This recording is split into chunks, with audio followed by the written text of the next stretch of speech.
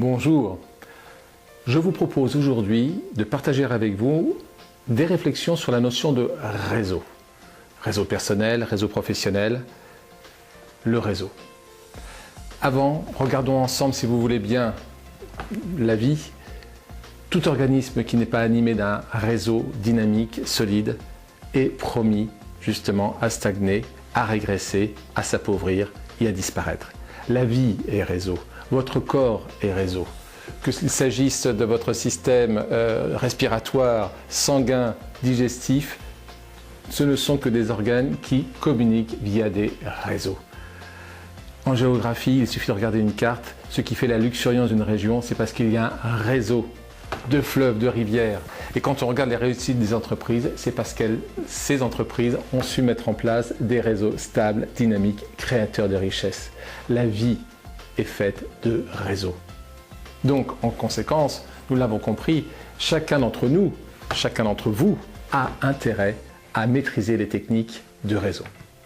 D'abord, si vous voulez bien, pour clarifier, qu'est-ce qu'on doit entendre par réseau ? La notion de réseau est une notion neutre, c'est-à-dire que sa richesse ou sa dangerosité est proportionnelle à ses acteurs. Il y a malheureusement les réseaux mafieux, dont la vocation est de faire de l'argent par tous les moyens, dont notamment illégaux, sans renoncer à la notion à des actes de crime. Il y a la notion aussi de réseau pour pistonner des gens qui n'ont pas les compétences, mais qui, parce qu'ils connaissent ou sont le fils d'eux, ont accès à des responsabilités qu'ils ne méritent pas. Donc vous voyez, mafia, piston, deux formes de réseau qui malheureusement ont une application négative.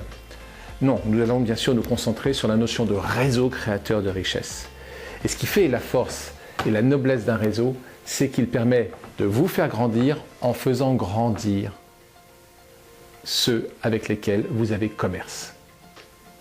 Donc je vous propose de définir le réseau comme un ensemble d'acteurs unis par des relations plus ou moins stables, plus ou moins régulières, plus ou moins dynamiques, et dont la vocation est de créer de la valeur ajoutée et des richesses. À de la valeur ajoutée, à de la valeur ce qui rend heureux. Richesse, c'est un ensemble à la fois de valeur ajoutée, d'argent et de confiance.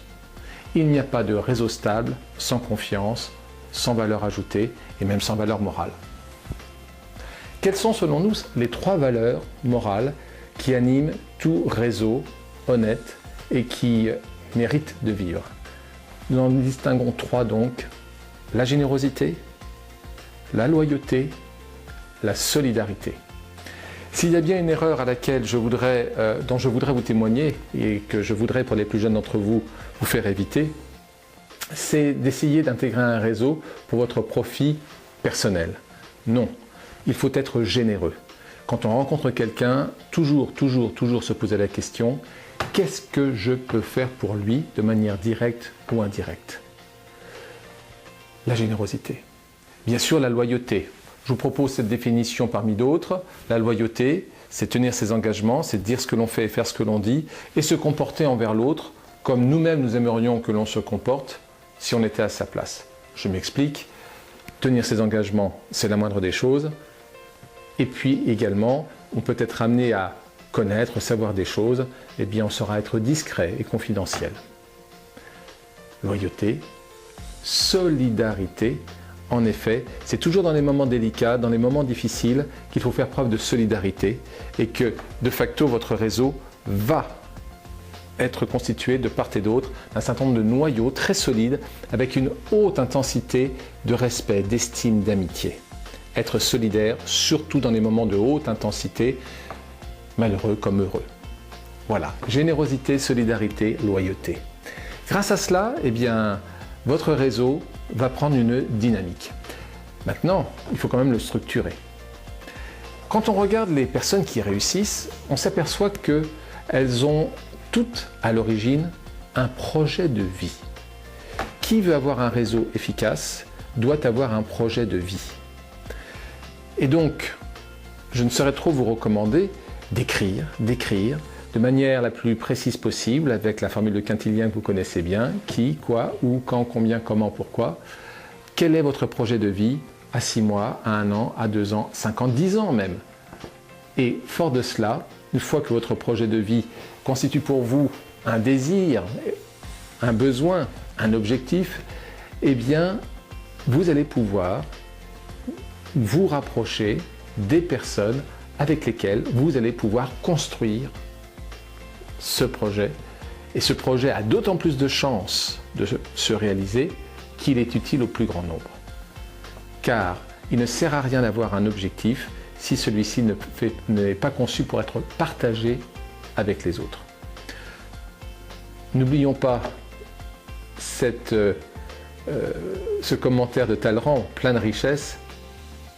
Les meilleurs accords se font sur les arrière-pensées. Les meilleurs accords se font sur les arrière-pensées. Donc, vous avez un projet de vie, vous avez des objectifs, quoi de plus légitime? Je vous aiderai à le réaliser si j'y trouve moi aussi mon intérêt. Voilà ce que je voulais partager sur cette notion de projet de vie et le fait d'aller vers les personnes qui ont elles-mêmes intérêt à ce que vous réussissiez. Projet de vie, cela suppose aussi le fait de faire le point sur vos relations et on ne peut pas réussir si on n'a pas une diététique de ces relations. Alors rassurez-vous, quand je dis diététique, je ne parle pas d'élitisme. Si vous avez des amis qui n'ont pas eu le même parcours social que vous, qui n'ont pas la même formation que vous et que vous appréciez énormément car ce sont de vrais amis, surtout vous les gardez. Non, non, quand je dis diététique de vos relations, c'est de vous engager vers les personnes pour lesquelles vous pouvez être utile et qui peuvent également bien sûr contribuer à votre projet de vie. Et si vous avez des amis qui vous aiment et que vous aimez, je vous en prie, gardez-les. Gardez-les car ils vont continuer à structurer votre personnalité et vous-même, vous allez continuer à les enrichir. Et donc, pour réussir, vous l'avez compris, il faut des valeurs, générosité, loyauté, solidarité, un projet de vie à 3, 5, 10 ans, très bien spécifié, une diététique de vos relations, de telle sorte que vos relations bénéficient des conséquences, des impacts de votre projet de vie. Vous l'avez donc compris, le carnet d'adresses, ce n'est pas le réseau. Le réseau est beaucoup plus riche, beaucoup plus fort que le carnet d'adresses. Simplement, il y a une donnée importante, c'est votre temps. Votre temps, c'est votre vie. Et donc tout l'enjeu va consister à optimiser votre temps. Votre réseau peut s'orienter dans 3 directions. De manière horizontale, diagonale, verticale. De manière horizontale, c'est tout simplement en cherchant à vous rapprocher des gens qui ont les mêmes intérêts que vous et avec lesquels vous souhaitez réaliser un projet qui vous tient à cœur et qui rassemble donc des personnes ayant le même intérêt. Le réseau transversal va consister à rendre service à des personnes qui sont dans des sphères différentes des vôtres et pour lesquelles eh bien, vous allez pouvoir apporter une contribution de manière volontaire, soutenue, engagée, peut-être même contractuelle. Et cette ascension transversale de votre réseau va se traduire par un élargissement de vos relations et de votre visibilité. Car n'oubliez pas, qui dit réseau dit aussi notoriété. Et puis le réseau vertical. Là, il s'agit tout simplement de vous rapprocher des décideurs, des experts, qui sont hiérarchiquement, socialement, culturellement, arrivés à un niveau de développement supérieur au vôtre, mais dont vous souhaitez vous rapprocher et pour lesquels surtout, vous souhaitez être utile. Je reviens sur ce que je disais en introduction. Un réseau, c'est pour être utile au plus grand nombre. Grâce à cette visibilité, cette volonté horizontale, transversale, verticale, eh bien, on va vous apprécier. Je dirais presque même, on va vous aimer. Car chaque fois que l'on aura commerce avec vous, vous allez apporter de la valeur ajoutée.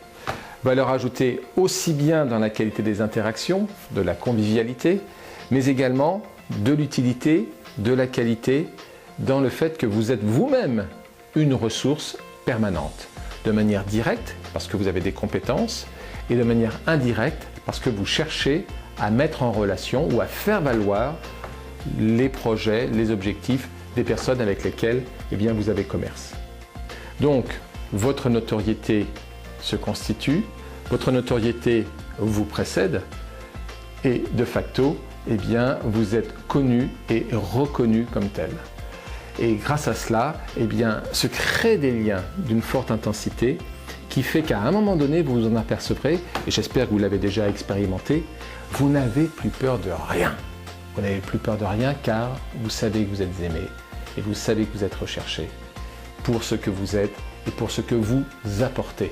Ce que vous êtes, généreux, loyal, solidaire, ce que vous apportez de manière directe grâce à vos compétences et de manière indirecte parce que vous mettez en relation.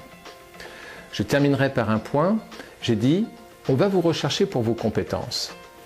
En effet, votre projet de vie, qui se traduit par une diététique de vos relations, doit aussi se caractériser par une diététique de vos connaissances. On ne peut pas progresser si on ne veut pas apprendre. Donc, lire, étudier, se renseigner, participer à des conférences, rencontrer des experts, et je ne saurais trop vous recommander de demander à rencontrer régulièrement des gens que vous admirez, avec lesquels vous souhaitez avoir commerce. Cette diététique, cette volonté, cette rage d'apprendre va vous permettre progressivement de non seulement gagner confiance en vous, mais surtout d'arriver à être perçu comme quelqu'un de très bon, voire même d'excellent. Et généralement, quand on est excellent, on acquiert une autorité de compétence. Et quand on a de l'autorité de compétence, on attire. Et quand on attire, nécessairement, on est estimé, on est apprécié et on développe une rente de situation.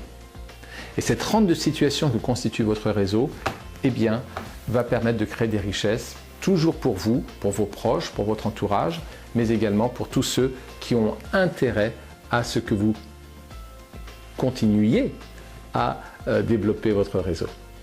Voilà ce que je voulais partager avec vous sur le réseau. Il y a encore beaucoup d'autres choses à dire, mais vous avez déjà eu de la très grande gentillesse de m'écouter et ce fut un réel plaisir de partager avec vous ces fondamentaux.